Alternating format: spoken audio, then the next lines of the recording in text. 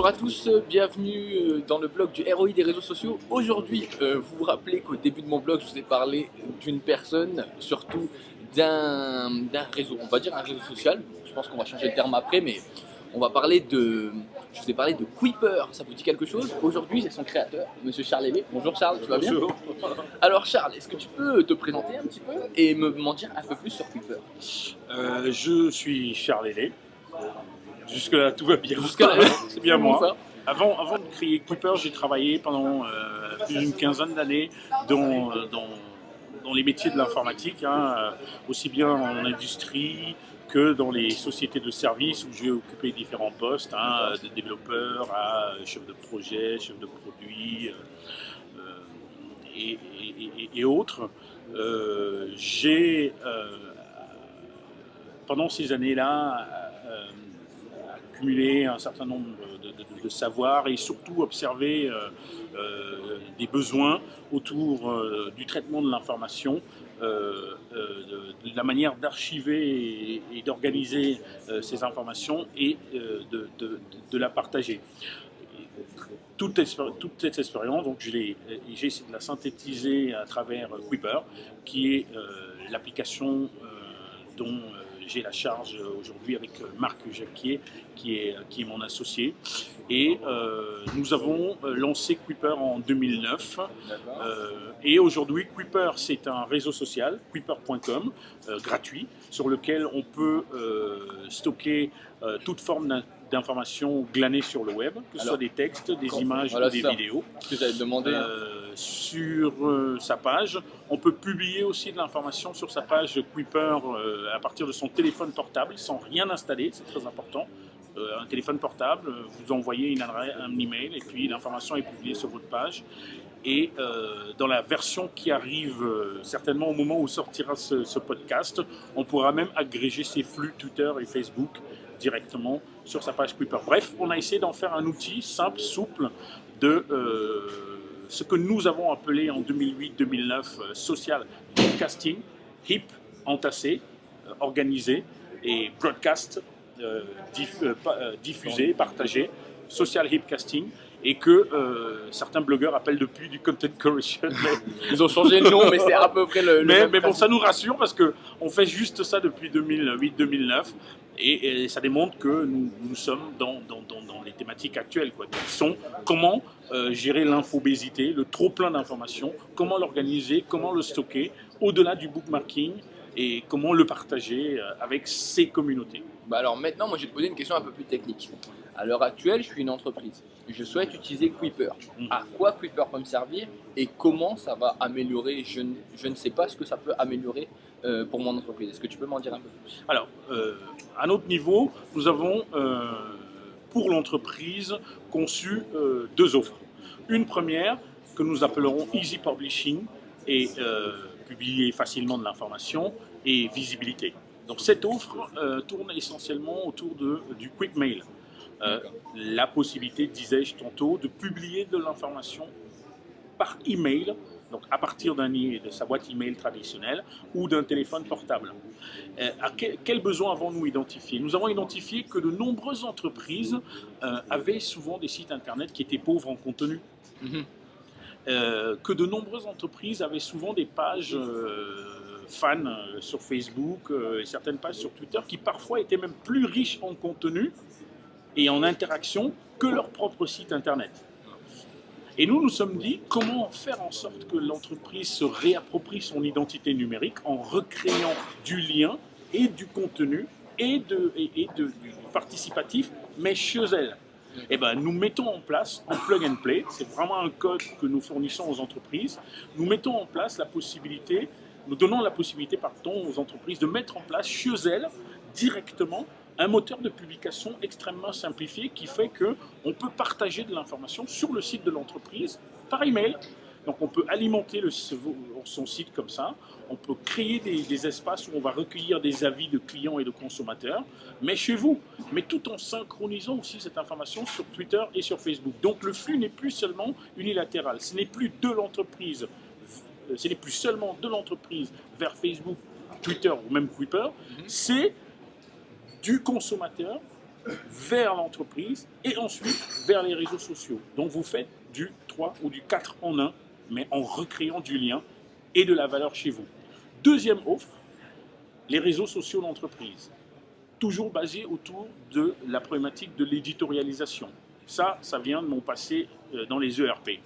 Vous recevez un flux d'informations importantes, vous avez besoin de l'organiser autour de mots-clés, multimédia, stock, achat, vente, e-business, etc.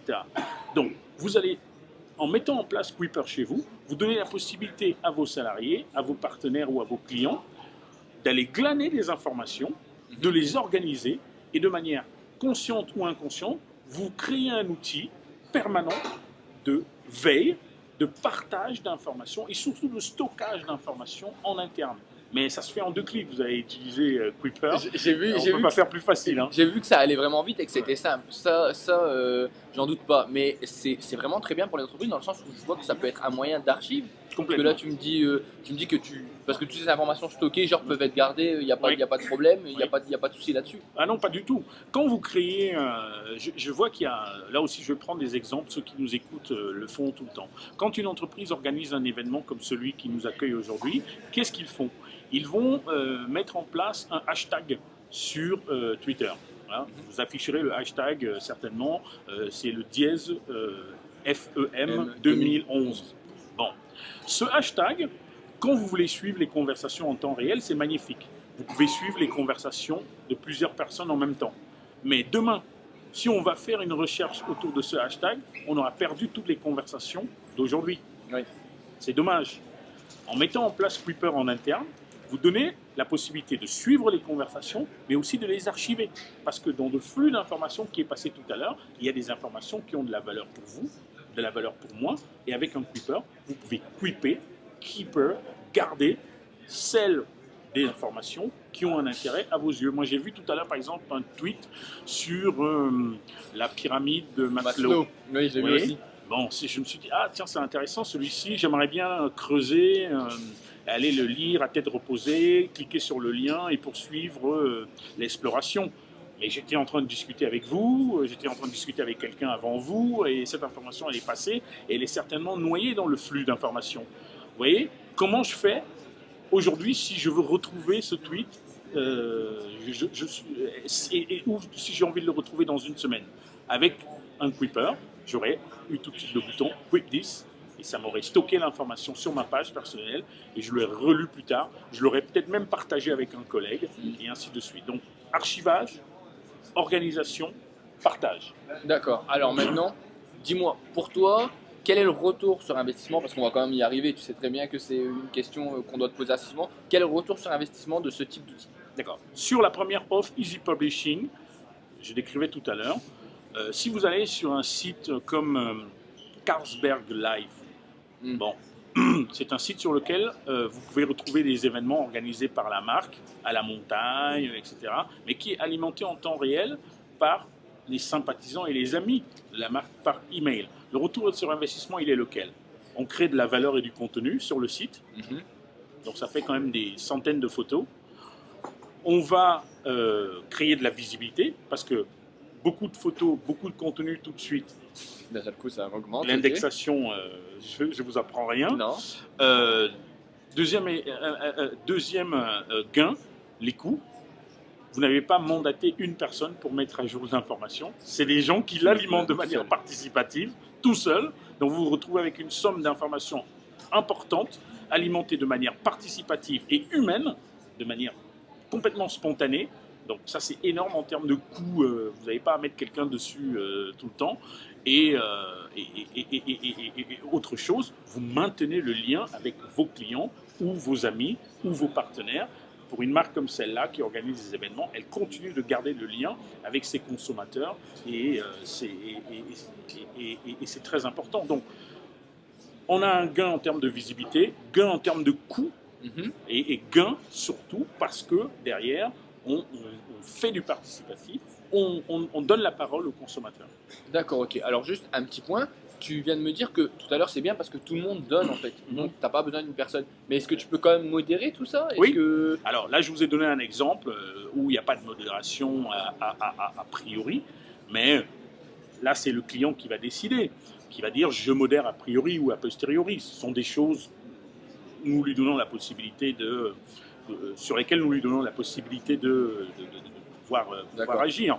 On a mis en place avec 20 minutes, journal bien connu, une opération pendant la fête des Lumières où les lecteurs étaient invités à réagir, mais de manière participative sur un article en envoyant eux-mêmes leur propre vision en photo ou en vidéo. Vous voyez, donc on avait l'article du journaliste, mais à la place des commentaires, on avait, je sais pas, 200 photos qui étaient envoyées en temps réel. Vous voyez, donc ça aussi c'est un usage très concret dans la presse qui est de plus en plus en but à la concurrence des réseaux sociaux.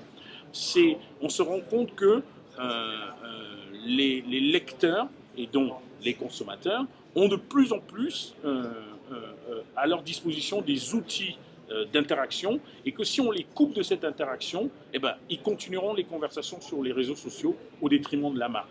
Et là, on donne la possibilité à la marque de réintroduire chez elle du participatif et donc du lien. D'accord. Donc en fait, tu amènes enfin, on va dire la théorie des réseaux sociaux, tu mets en avant le contenu des personnes. De l'internaute, sans parasiter celui du journaliste. D'accord. Et du coup, on se retrouve avec des échelles différentes. Je peux vous dire que sur l'opération avec 20 minutes, hein, si on reste toujours là-dessus, ça a été, à Lyon en tout cas, bureau lyonnais, un des articles les plus vus sur le mois de décembre. Pourquoi ? Parce que quand un internaute publie sa photo et qu'il retourne chez lui et qu'il vérifie que la photo est bien parue en temps réel, mais pas 2 jours plus tard, mais vraiment en temps réel, c'est-à-dire le temps qu'il rentre chez lui, il voit qu'elle est déjà en ligne. Il est content et en même temps il la partage tout de suite avec tous ses amis sur Facebook et tout le monde va réappliquer. Et du coup, vous voyez ce que je vous ai décrit tout à l'heure, la marque jusque-là, elle donnait de manière unilatérale des données aux réseaux sociaux. Elle reçoit. Le but maintenant, c'est de recréer du lien et de la visibilité pour que les gens partent des réseaux et reviennent sur le site de la marque, continuer la conversation.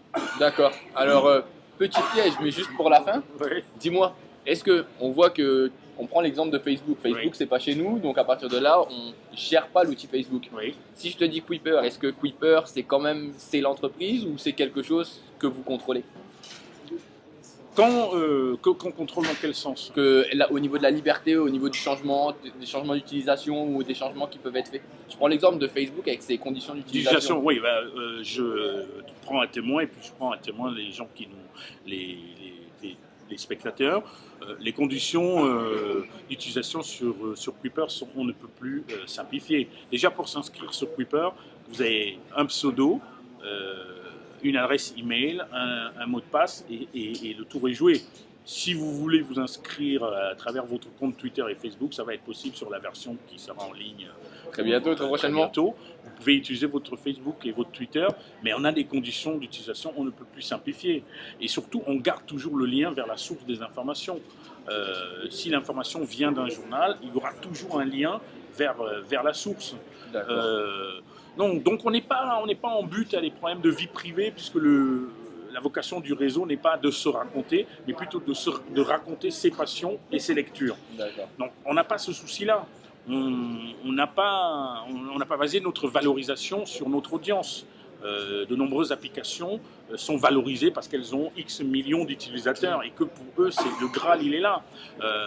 Notre modèle économique nous autorise à adresser les entreprises qui, elles, utilisent notre technologie dans les usages que je viens de vous illustrer et qui, du coup, nous exonèrent de toute cette exigence en termes de conditions d'utilisation qui empiète sur la vie privée des utilisateurs. Donc, on n'a pas ce souci. Hein. D'accord, ok.